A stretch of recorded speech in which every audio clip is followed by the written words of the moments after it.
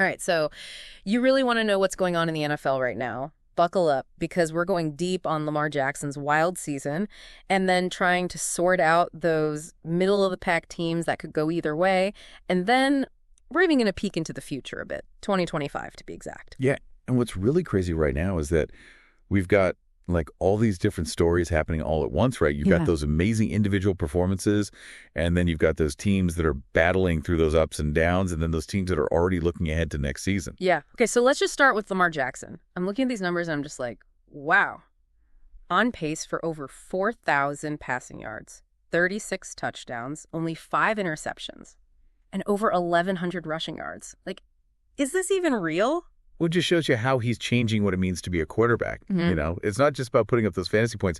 He's making us all rethink what a quarterback can actually do. Against the Buccaneers, he threw 5 touchdowns with only 5 incompletions the entire game. It's like something out of a video game. And that's what's so interesting about it. It's not just that he's putting up those big numbers. It's that he's doing it even when he's getting pressured or blitzed.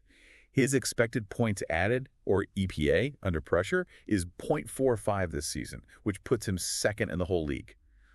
And just so everyone listening knows, EPA basically measures how much a play helps a team's expected score. So a higher EPA basically means more impact, and that 0.45, it's a huge jump from what he was doing last year.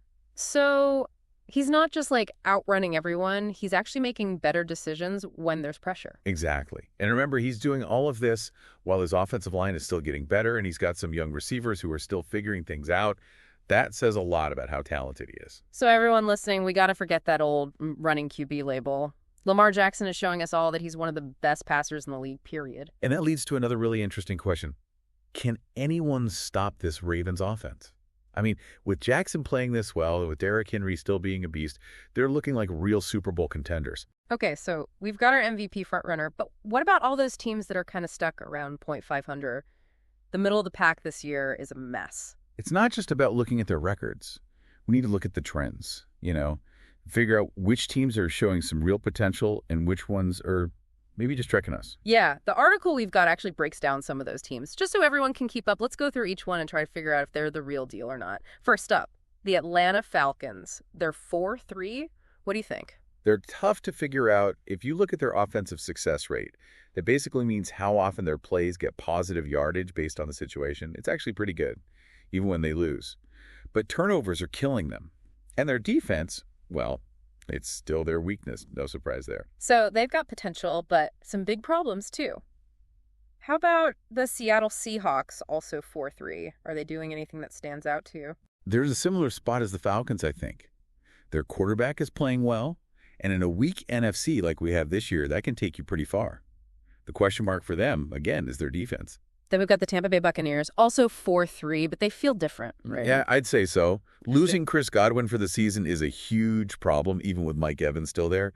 And their defense, which used to be so good, isn't carrying them like it used to. So I'd probably say no, they're not the real deal. Okay, next up, the Arizona Cardinals. 3-4, fun to watch, but... They're a perfect example of a team with a fantastic offense and a defense that just can't keep up. And to win in the NFL, you need both. And finally, let's talk about a team that's really got me thinking. The Denver Broncos, 4-3. Oh, they're a tough one to figure out. Their offense is statistically terrible, but their defense, elite. They're ranked first in defensive success rate, and their defensive DVOA that basically compares a team's performance to the average, adjusted for who they're playing, is a crazy 18.5%, also ranked first. They're just shutting down teams. So if their offense could just be average... Look out. It's almost like a science experiment. How far can an amazing defense carry a team with a struggling offense? All right, well, that's everyone who's still hoping to make the playoffs. Let's be real, though. There are some teams that are already thinking about next year's draft. It's about strategy. Sometimes you got to lose now to win later, especially if you're hoping for a high draft pick to get that one player who can change everything. The article mentions a few of those teams that are, let's just say, embracing the tank. Starting with the Carolina Panthers, 1-6. Rough. Yeah, it's been rough. No other way to say it. There are some good things, though. Running back Chuba Hubbard's shown some real potential. And, well, at this point, a top 3 draft pick is pretty much guaranteed. Next up, the Cleveland Browns. Also 1-6. Deshaun Watson's out for the season, so what are they even playing for at this point? That's the big question, isn't it? Their offense might get a little better, but their salary cap, their money situation, it's a disaster right now. They've got a lot of work to do to get back on track. And then there are the Tennessee Titans, 1-5. This one feels bad because Since it's actually got a pretty good defense. It's just being completely wasted by their awful offense, which, let's face it, comes down to problems at quarterback. If they can solve that, they could turn things around pretty quickly. Okay, so we've looked at the teams that are flying high, the ones that are kind of stuck in the middle, and even the ones that are looking ahead to next year. But there's one more team we got to talk about, and that's the Detroit Lions. They made a huge statement this week, and it's not just about beating the Vikings. It's about how they did it. It wasn't just luck. They averaged 7 yards per play against one of the best defenses in the league.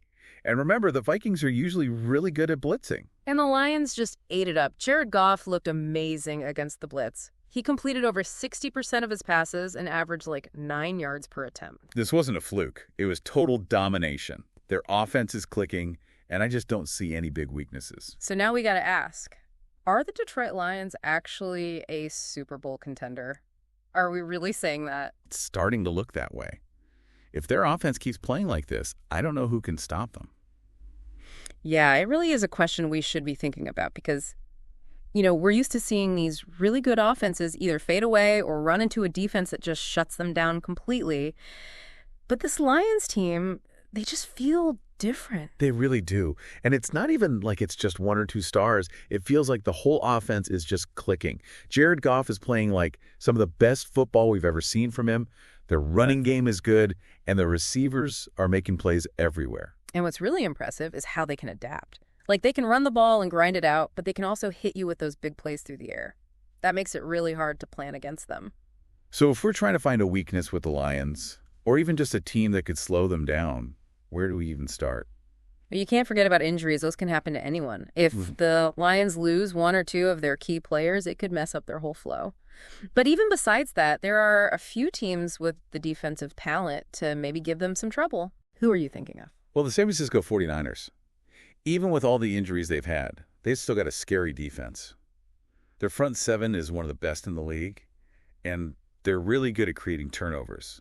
That can disrupt any offense. True, but the Lions did beat them earlier this season, and that was before their offense was really rolling. That's a good point. It'd be interesting to see them play again in the playoffs, if that happens. Another team to watch out for is the Philadelphia Eagles. Their secondary is really strong, and their pass rush is relentless. So those are the 2 big threats in the NFC. What about the AFC? Could anyone over there challenge the Lions? I think the Ravens, with Lamar Jackson playing like an MVP, they've got the firepower to keep up with the Lions. And their defense isn't bad either. Man, that would be a crazy Super Bowl, wouldn't it? Lamar Jackson's electric offense against the Lions' unstoppable force. I don't even know who I'd root for. Speaking of crazy matchups, let's go back to those middle-of-the-pack teams for a second. Some of those teams are going to surprise us, good or bad. Some will make a run for the playoffs, and some are going to fall apart. Are there any teams in that group that you're especially curious about? I'm really interested in the Denver Broncos. That whole experiment with a great defense and a terrible offense, if their offense could just be average, that defense is good enough to get them into the playoffs. Yeah, that's a great point. Really shows how important defense still is. Now, on the other hand, are there any teams you think are going to disappoint us? I'm not too optimistic about the Buccaneers without Chris Godwin. Feels like they're going to struggle. And the Cardinals, as much fun as they are to watch, they just don't seem consistent enough on defense to be a real threat in the NFC. So we've got contenders, pretenders, and then those teams that are still trying to figure out what they are. That's what makes this part of the season so unpredictable and exciting. Totally. Every week is something new. Surprises, new stories, reasons to stay glued to the TV. And for you listening, it means there's always something new to learn and think about. And speaking of learning and thinking, let's not forget about those teams that are already looking ahead to 2025. The draft is going to be huge for them, and the choices they make now could change their future. No doubt. The Panthers, with that top 3 pick, they're in a great spot to maybe get a franchise quarterback. And the Browns, even with that messy salary cap situation, they still have some good players. It's all about making the most of their chances. So as we wrap up part 2 of this deep dive, here's what I want you to remember. The NFL is always changing, But if you understand those trends and pay attention to the details, you can really understand the game on a deeper level. And who knows, you might even be able to predict who's going to be playing for the Super Bowl in February. That's what makes the NFL so great. Anything could happen. We'll be back in just a sec. For the last part of our deep dive, we'll be talking about some of the bigger issues facing the NFL today and leave you with some final things to think about.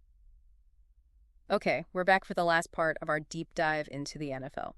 We've talked about all those teams fighting for a playoff spot and the ones already focused on next season, and we even wondered if anyone can actually stop the Detroit Lions. So now, let's take a step back and think about some of those bigger questions facing the NFL.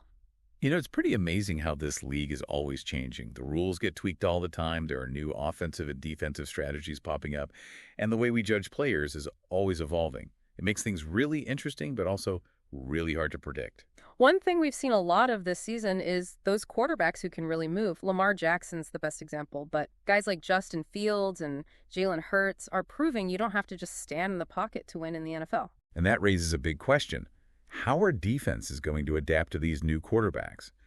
Teams are trying different coverage schemes and pass rush strategies, but they're still figuring things out. So for everyone listening, pay attention to how teams try to contain those quarterbacks as the season goes on. Do they try to keep them in the pocket? Do they force them to throw quickly? It'll be fun to watch those battles play out. Another thing that's changing the league is how important analytics have become. Teams are using data to make smarter decisions about everything from calling plays to who they put on the field. It's not just about what you see anymore. Teams are crunching numbers to find any advantage they can get and exploit matchups. It's a whole new level of strategy. Yeah, and it's even changing how we look at players. Stats like expected points added and success rate are becoming more common in scouting reports. Teams want players who actually make a difference, even if their traditional stats aren't amazing. So if you really want to understand the game on a deeper level, I'd say start learning about those advanced stats. They give you a much better perspective and can even help you predict which players and teams are going to be successful. Now, as we look at the rest of the season and beyond, there are a few things I think are important to keep in mind. First, those playoff races in both conferences are going to be really close. There will be upsets and some crazy results before it's all over. So get ready for some wild finishes. The NFL never disappoints when it comes to surprises. And second, the 2025 draft is shaping up to be a really exciting one. There are some quarterbacks and other players who could really change things up for some teams. So if you're already thinking about next season, start paying attention to those college players now. You might just get a sneak peek at the future of the NFL. And lastly, as the game keeps changing, it's important to stay curious and keep learning. The NFL is a complicated and fascinating sport, and there's always something new to figure out. And that's it for our deep dive into the NFL. We've gone from Lamar Jackson's amazing season to the crazy playoff races, and we even looked at what the future might hold for the league.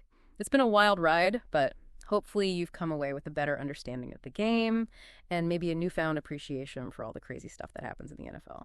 And to everyone listening, I'll leave you with this. Don't just watch the games. Really engage with them. Ask questions, think about why things happen, and form your own opinions. The more you dig into the NFL, the more you'll get out of it.